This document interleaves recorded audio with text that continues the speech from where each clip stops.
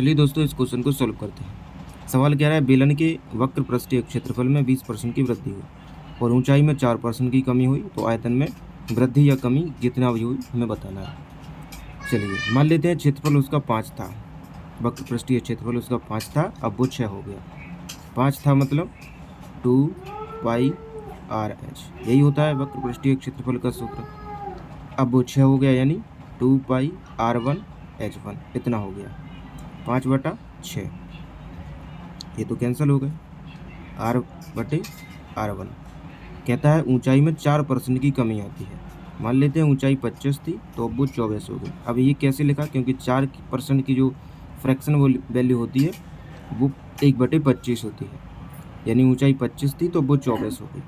ठीक है, तो 6 चौके 24 और 5 25 25, तो स्मॉल r बटे स्मॉल r1 बराबर कितना हो गया, 4/5।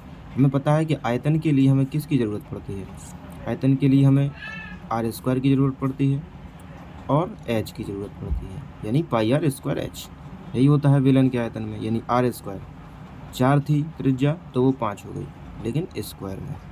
अब ऊंचाई पहले 25 थी, अब वो 24 हो गई। फाइनली हम इनका गुणा कर देंगे तो आयतन निकल के आ जाएगा।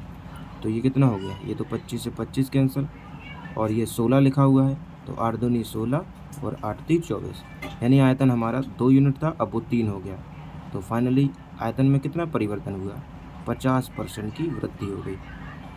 50% की क्या हो गई, वृद्धि हो गई।